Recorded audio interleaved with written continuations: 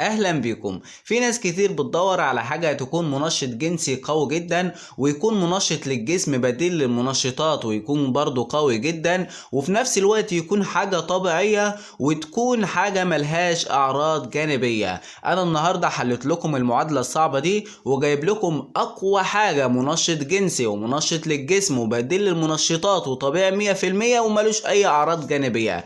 لكن في البداية انزل دوس على زر الاعجاب واشترك في القناة علشان يوصلك كل جديد. يلا بينا نبدأ الفيديو.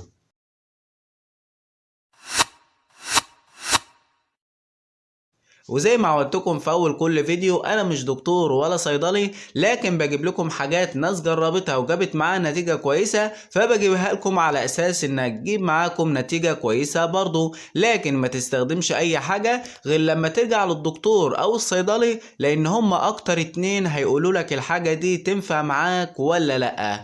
زي ما قلت لكم في اول الفيديو، جايب لكم حاجة منشط قوي جدا، سواء كان منشط جنسي او منشط للجسم بصفة عامة وبديل المنشطات وطبيعي 100% وملوش اي اعراض جانبية. ايه هي الحاجة دي؟ حاجة اسمها تريب جولد. تريب جولد كبسول، ده موجود في اي صيدلية يا جماعة. زي ما حضراتكم شايفين شكل العلبة هي قدام حضرتك، ممكن تاخدها سكرين شوت وتنزل بيها في اي صيدلية وتقول له عايز النوع ده. تريب جولد يا جماعة ده مكون من عناصر طبيعية وعناصر غذائية بتعمل عملية تنشيط في الجسم، سواء كنت عايز تستخدمها حضرتك كمنشط جنسي او عايز تستخدمها كمنشط للجسم وبديل للمنشطات. العلبة دي حضرتك كده زي ما حضرتك شايف متكونة من 3 شرايط. 3 شرايط.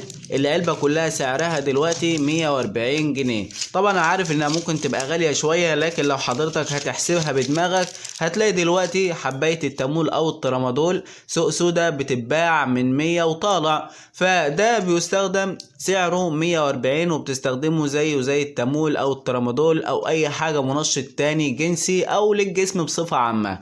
بتاخد من الكبسول ده كبسولة يوميا قبل الفطار او قبل الغداء او قبل العشاء. هو المفروض بتستخدم منه 3 مرات في اليوم، قبل الفطار قبل الغداء قبل العشاء. لكن لو حضرتك عايز انك ما يستخدمش الجرعات الكبيرة دي، ممكن تستخدم منه مرة واحدة بس، يكون قبل الاكل بساعة. تشوف حضرتك عايز تاخدها قبل الفطار تثبتها قبل الفطار على طول، او قبل الغداء او قبل العشاء، زي ما حضرتك شايف او زي ما حضرتك عايز. تمام. لكن تثبت الميعاد، لو انت خدتها قبل الفطار يبقى قبل الفطار على طول، خدتها قبل الغداء يبقى قبل الغداء على طول، قبل العشاء يبقى قبل العشاء على طول. الكبسول ده بيعمل عملية تنشيط في الجسم وتنشيط في الدورة الدموية، بيديلك نشاط وحيوية في الجسم، وفي نفس الوقت ممكن زي ما قلت لك كده تستخدمه بديل للمنشطات الجنسية لو انت خايف منها، او بتعمل معاك ارتفاع في الضغط، او بتعمل معاك قلبان في المعدة، او بتعمل معاك اي اعراض جانبية تانية بتضايقك. ده بيستخدم وملوش اي اعراض جانبية لانه طبيعي 100%.